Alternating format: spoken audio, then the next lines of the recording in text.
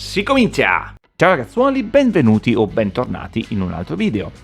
Oggi andiamo a verniciare il kit gem che mi è stato mandato da Bottega Chitarre e volevo farlo un po' in una maniera un po' diversa. Volevo proprio partire da Steve Vai perché giustamente è lui che ha inventato questo tipo di chitarra assieme ad Ibanez. Se pensiamo alle chitarre di Steve Vai abbiamo quelle più famose che sono la Flow, la Evo, extravergine di oliva. In più ci sono anche quelle chitarre un po' eccentriche tipo il famoso swirl, chitarre un po' particolari con colori abbastanza sgargianti, e quindi volevo creare una specie di verniciatura che si rifacesse leggermente a quelle di Steve Vai, però volevo anche comunque un po' di mio in questa cosa, con una busta di plastica. Ma di questo ne parliamo in un secondo. Volevo fare un aggiornamento sul kit. Diciamo, ovviamente era arrivato che era praticamente pronto per la verniciatura. Bottega Chitarre infatti aveva già messo il primer, gli aveva passato il Turapori, carteggiato tutto bello liscio. Io gli ho passato solo una mano velocissima di carta vetrata giusto per stare sul sicuro, ed infine ho coperto tutte le parti dove non volevo la vernice con dello scotch. Per la paletta invece ho passato la carta abrasiva dove volevo la vernice e poi ho coperto il resto con del nastro adesivo. Ovviamente ho tolto il capotasto.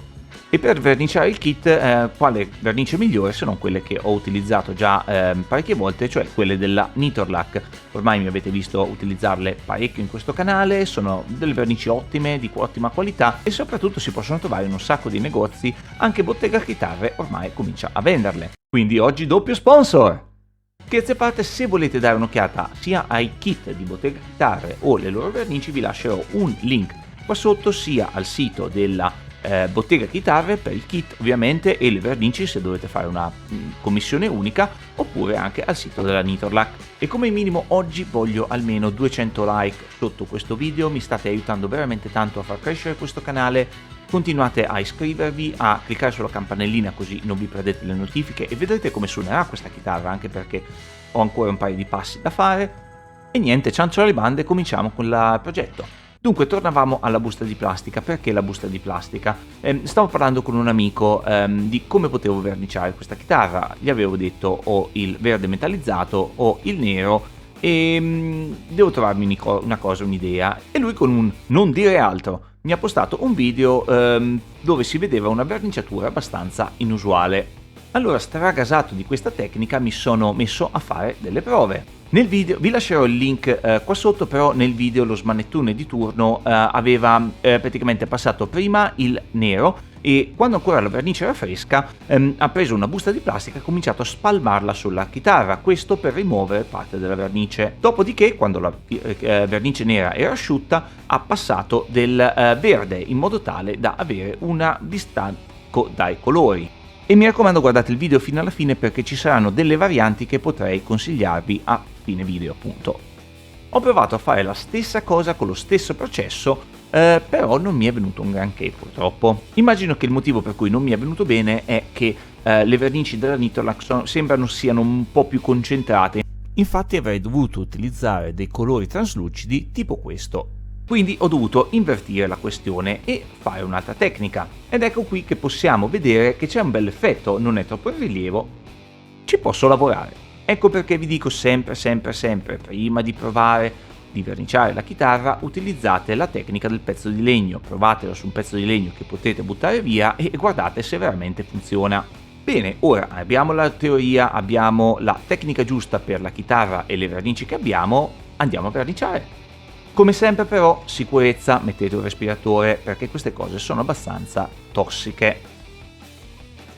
Dopo una passatina di straccio veloce per rimuovere polvere, capelli o che cose varie, ho cominciato a dare la vernice.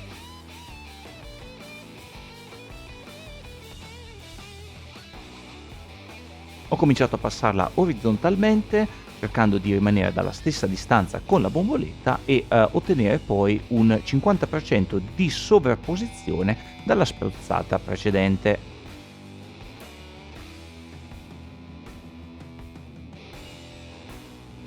Come sempre i lati e le corna sono le parti più difficili, quindi state molto leggeri. La paura è la maniglia che non sta venendo proprio coperta a coperta, però noi continuiamo, poi al massimo la lascio bianca. Tra una passata e l'altra ho anche carteggiato un pochino, giusto per. Ho continuato l'operazione finché non ero soddisfatto. Qui ho dato almeno, se non mi ricordo male, 3 mani, e comunque una bomboletta mi è bastata, e anzi è avanzato un po' di vernice. Beh, già così verde è bellissima, mi piace veramente tanto, però abbiamo detto che la voglio fare in una maniera diversa, quindi ho aspettato qualche oretta che si asciugasse, non troppo però, ho fatto un errore qui e dopo vedrete il perché, e poi ho cominciato con la prossima mano di vernice, quindi il nero.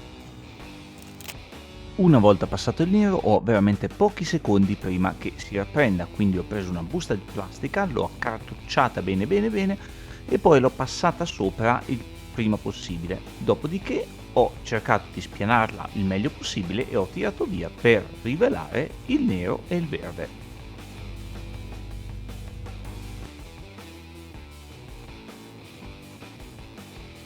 In questo caso ho deciso di cominciare proprio dai lati, perché se dovevo fare prima il top e i lati dopo avevo paura che mi rovinasse tutto il disegno, quindi meglio evitare. Una volta passato il nero sulla chitarra ho preso una busta di plastica, l'ho stropicciata molto bene e ho cominciato a fare del tapping leggero per rimuovere parte della verniciatura.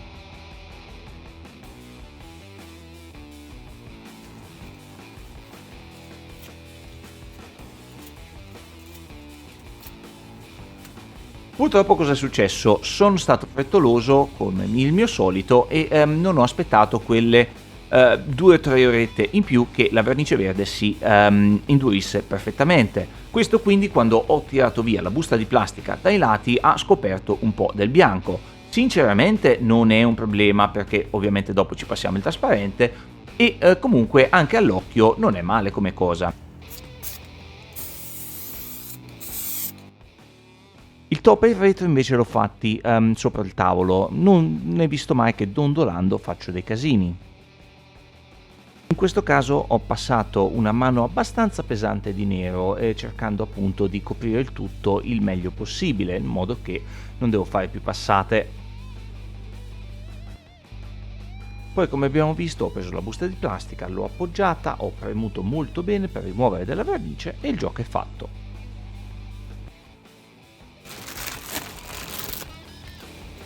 Yeah.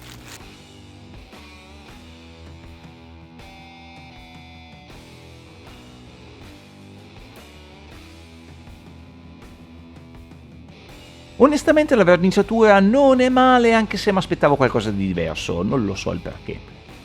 La vernice è un po' in rilievo, però con la mascherina bianca è una gran figata, secondo me. Allora, non è finita, però questa è la versione finale. Guardate, già è lucida perché gli ho messo il lucido sopra, sono praticamente a metà strada.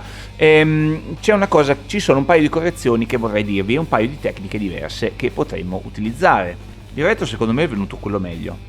Se volete esaltare di più il verde, magari avete troppo nero sulla vernice, potete ancora fare del tapping leggero con una busta di plastica, volendo. Uno dei problemi che potreste incontrare con questa tecnica è che potreste avere un rilievo tra uno strato di vernice colorato e l'altro.